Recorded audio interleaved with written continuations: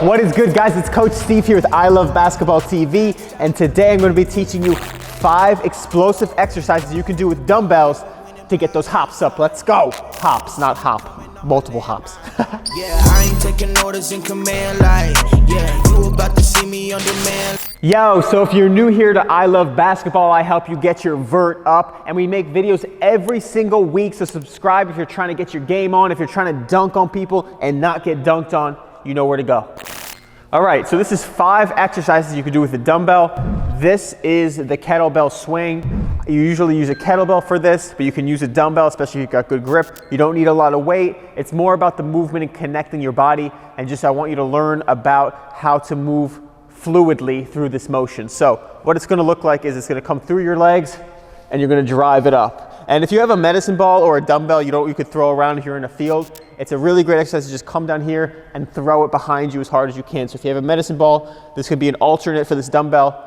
Medicine ball, just throw it, run and go get it, do it again. But what I love about this exercise is you're coming down, you're loading, but you wanna keep your butt out like this. You don't wanna hyperextend your back though, you wanna keep your core engaged, come down, right? And drive up. And let the weight kind of fall.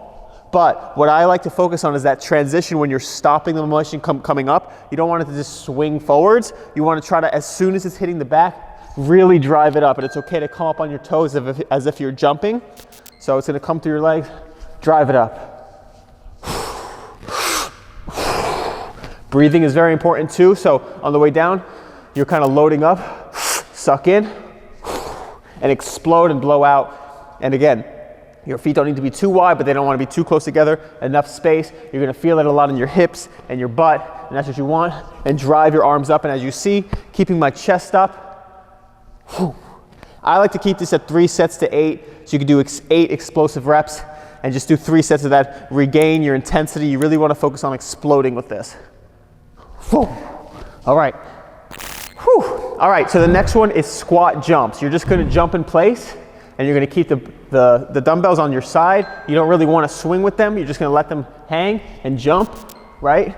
But one thing I like to focus on is eyes up the whole time, and also try to really feel like you're loading into a full jump as if you're doing a standstill, because it is tempting to just land on your toes and just do that. So just land on your heels, load up, and you could act like you're going to arm swing. You don't really need to though, but I just want you to kind of load into it. So, and you'll really feel it. And again, same like the kettlebell swing, I really want you to focus on that transition. So when you're here, that's when I really want you to power through. I don't want you to kind of sit. I don't want you to absorb and stop. I want you to come down as you land and explode right back up. And for those squat jumps, 3 sets of 8 will work as well. Feel your body. Feel like when you could explode. 8 might be a lot. So really take a lot of time to really notice how you feel towards the last reps. And if you're exploding 100%, that's the key. All right, so don't mind my curvy pad, but this one, the next one, is the overhead snatch. It's a little more advanced, but I just want you to try it, and it's also good to just kind of feel your body and get to know your strength on the different sides. So one arm at a time. You don't need a pad in front. I'm just using it so I don't damage the floor. But what it is come up, similar to the kettlebell swing where you throw it up, but you're just gonna try to reach, and snatch it above your head. This is really light for me, but it's still good to get the motion and try to just pull it up with your arm. And it's using your whole body. So usually when it's heavier, you have to, and you're really gonna, and you don't wanna push off this arm or anything like this. Keep this one free, and just really go to a weight that you can feel. If you do a lot of reps, if you have a light weight, like this one's only 10 pounds, you could do 3 sets of 15 with that. But I really want you to explode as if you're pulling something off the ground, and try to come up your front of your body. You don't need to lift like this. So a side view would look like this, right in the middle of your legs to start. And you could even have a little jump with it, right? And that's called the overhead snatch. And then you switch hands after you do the rest sets. Switch hands. Again, eyes up the whole time. Some people call it like starting the lawnmower, I think. Really great exercise. Work up to more weights and just really feel it where you can do safely. And it's a really great one that I like to use one arm at a time to really see where I'm exploding, where I feel it just from this nice movement. Push it. So this next one I love, but my hamstring's a little strained right now, so I can only do my left leg. But I love this exercise, and I think you guys should really focus on using this one in your bag of exercises. Called the single leg deadlift. So when you do it, what you want to do, I'll do it sideways first. is you're gonna lift one leg up, keep it tucked to your butt, and then just lean forwards. You want a proud chest, but you don't want to arch your back, so keep your core engaged as well. Someone should be able to always hit you in the stomach, right? Keep your head neutral and just lean down, a little bend in the knee, and try to keep your butt going back. So focus on pushing your butt back, and you just come down and come up, all right? A lot of stability in it, but as you see, keep this leg bent and up, the higher the better. Whoom. And you could even do it with one dumbbell, so like cross your arm. So if I wanted to use just one dumbbell, if I'm doing my left leg, this arm in front and kind of push this arm in back, same thing. And then when you get super advanced, you add this snatch.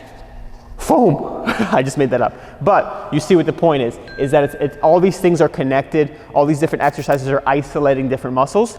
This one I love because it's so much stability, core, and hamstring. The glutes, the hamstring, the back of your legs are really where the power is when you jump. I used to jump a little too much on my quads. That's why they got a little overdeveloped. But the power all comes from this. And that's what you want to work on. So the single leg deadlift is fantastic for that. So again, head neutral, balance, and then push the butt back, keep this leg up, breathe. And again, you don't want to twist like this. You want to keep your chest straight. That's why it's a little easier with the the two dumbbells. Come down, I'll grab it real quick. Come down, breath in, keep the core engaged. All the way down, and you could explode up and really tuck your butt on the way up. All right, so this last one is probably my favorite, one of the most advanced because there's a lot of working parts, but it's the lunge jump with the weights. So a lunge is just like this. This could be a bonus exercise where you could do the lunges, but I'm going right to the lunge jump just because how much I love it. And it's just when you're in a lunge and you jump and you switch. And you're not using your arm swing, but there's a lot of weight. So normally when we do the lunge jump just plyometrically, we're using a lot of arm swing. But with the dumbbells, it's fantastic. But what I want you to focus on is when you do the lunge jump, right? You don't want to come like this too much, and you don't want to be leaning back. You want to try to stay at a 90-90 position, and your focus is you don't want to hit the ground too. You can put a pad under your knee, but that tension, the same thing I said with the kettlebell swing and the squat is when you're coming down, that transition from down to up is what you want to focus on. So when you jump, eyes up the whole time, and jump as high as you can and switch midair. So I'll do a little bit. Ooh. Ooh.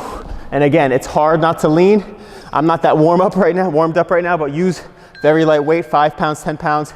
And then when you use a little bit more weight, you could really just focus on control. Control on the way down, explode on the way up. So again, eyes up, straight.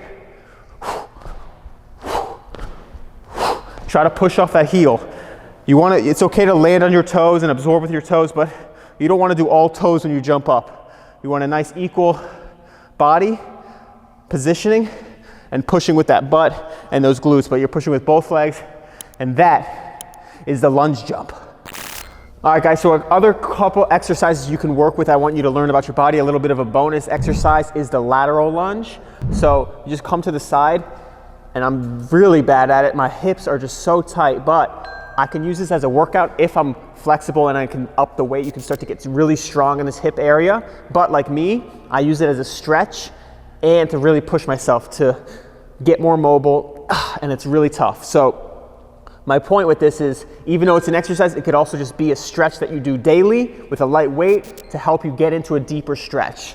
So the lateral lunge is one, and the goblet squat is another one. So the goblet squat's another one that I use for strength as well, but I like to do the squats on my back for full strength. The goblet squat, I really focus on my form with my squats because, like I said, I'm tight, and it really helps me keep form, keep this to your chest, try to flex on it and pull this, and you just want to keep your butt pushing back. So you push back, knees bend, and you go to where you feel tight. Like for me, right here, and I can even just hold it here. And then you come up, and then I do reps. But this one I actually use more of just in a body awareness drill to really help me get deeper, get more mobile, and really start to stimulate those parts where the end ranges of my body can handle. So my end range is like right here, and I hold it, and a little bit more weight would be great too, to just hold me into this. But just holding it with correct form, abs engaged, butt out, not tucked in, right? Really, really tough to hold that position. Whew, and that's your bonus. All right, guys, that's this week's video. I hope you guys enjoyed that. I hope you guys really push this. I want you to learn about your body. I want you to get explosive and use these. And let us know if you have any other questions about exercises you can do. These use a little bit of weight. You can use anything at home. That was only 10 pounds you can use. I'm sure you can find something that's 10 pounds. Get to work, get your hops up, let's go, and I'll see you next week.